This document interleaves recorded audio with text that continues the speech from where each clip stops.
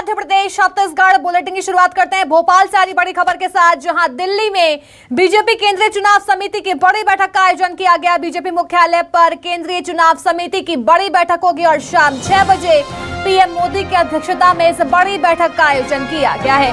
बैठक में एमपी के उम्मीदवारों के नामों पर चर्चा होगी और बैठक के बाद बीजेपी की 5वीं सूची आ सकती है। बता दें 94 सीटों पर बीजेपी प्रत्याशियों के नाम का ऐलान बाकी है और बैठक में सीएम शिवराज सिंह चौहान भी शामिल होंगे।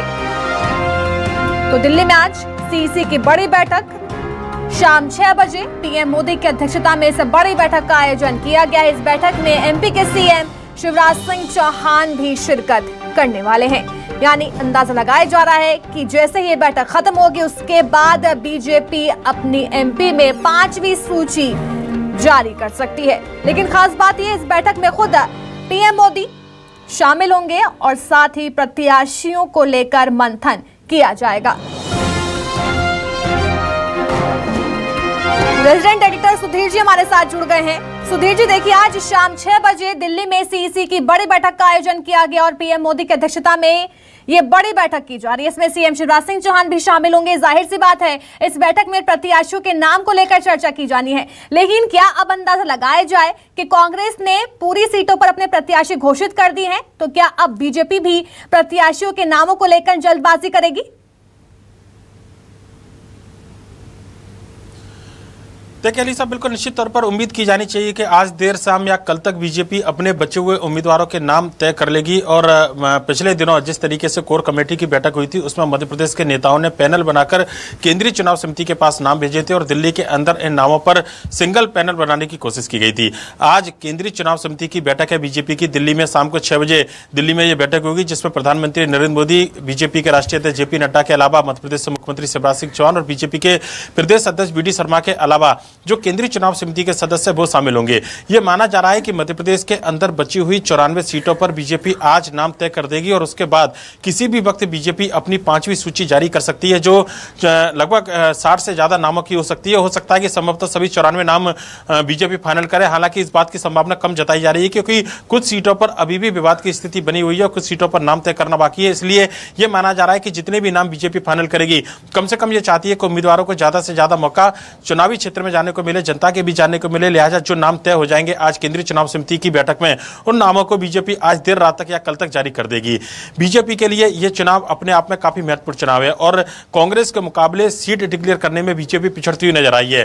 पहली 3 सूची जिस तरीके से बीजेपी ने पहले जारी की थी, उसके बाद में कांग्रेस ने एक साथ 136 और उसके बाद कल हमने देखा था कि 88 सूची बंपर उम्मीदवारों की जारी की। उसके बाद कांग्रेस ने लगभग सभी सीटों पर अपने उम्मीदवार तय कर दिए हैं, पर बीजेपी के सामने एक सीट पर अभी भी कई सारे दावेदार हैं। यही वजह है कि बीजेपी सोच समझकर फूक फूक कर कदम रख रही है और मध्य प्रदेश से जिन नामों का पैनल केंद्रीय चुनाव समिति के पास भेजा गया था, आज उन नामों पर अंतिम मोहर के साथ में सिंगल नाम तय किए जाएंगे और उसके बाद में बीजेपी देर रात या कल तक अपने बचे हुए उम्मीदवारों की सूची जो है वो जारी कर देगी। मेरा एक सवाल ये कि ऐसी कौन सी सीट है जिस पर बीजेपी की सहमति नहीं बन पा रही है, और साथ ही क्या जब बीजेपी अपनी 5वीं सूची जारी करेगी तो क्या आखिरी सूची होगी या उसके बाद भी अभी बीजेपी पूरी सीटों पर अपने प्रत्याशी घोषित नहीं करने वाली है? देखिए मध्य प्रदेश के अंदर कई सीटें हैं जहां पर कई दिग्गज नेता चुनाव लड़ना चाहते हैं, पर लेकिन स्थानीय स्तर पर बात करें तो बीजेपी किसी दूसरे चेहरे को मौका देना चाहती थी। पर दिग्गज नेताओं की जिद के चलते एक बार फिर से इन सीटों पर विचार किया गया था।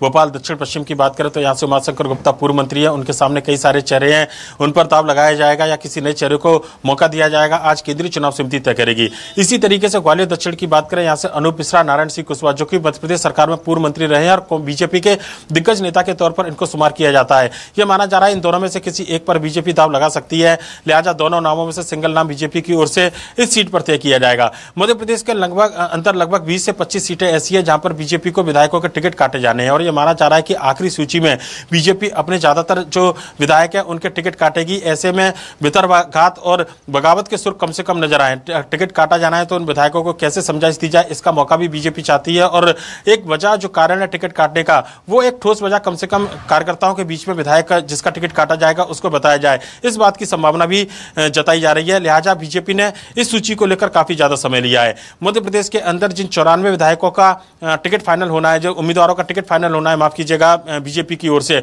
उनमें से यह माना जा रहा है कि लगभग 25 से 30 सिटिंग एमएलए के टिकट काटे जाएंगे और ये कोई आसान काम नहीं है बीजेपी के लिए। लिहाजा प्रदेश नेतृत्व की ओर से जो नाम भेजे गए थे उनमें सिटिंग एमएलए का नाम भी पैनल के तौर पर शामिल किया गया है, पर लेकिन अंतिम फैसला केंद्रीय चुनाव समिति को करना है। लिहाजा आज केंद्रीय चुनाव समिति की बैठक के दौरान जिन विधायकों का टिकट काटा जाना है उनको टिकट काटे जाए या फिर उनको वापस चुनावी मैदान में उतारा जाए, इनके भाग्य का फैसला केंद्रीय चुनाव समिति करेगी। खुद मुख्यमंत्री शिवराज सिंह चौहान 3:30 बजे दिल्ली के लिए रवाना होंगे, उनके साथ में बीजेपी प्रदेश अध्यक्ष बीडी शर्मा भी रवाना होंगे और जब शाम को 6 बजे बीजेपी की केंद्रीय चुनाव समिति की बैठक होगी तो देखना होगा कि बीजेपी अपने बचे हुए 94 उम्मीदवारों में से कितने विधायकों के टिकट काटती है और कितने नए चेहरों पर जो है दाव इस बार बीजेपी खेलती है। बिल्कुल, नया चेहरों को मौका दिया जाएगा या फिर पुराने चेहरों पर भी बीजेपी अपना भरोसा जताती हुई नजर आने वाली है। बहुत बहुत शुक्रिया।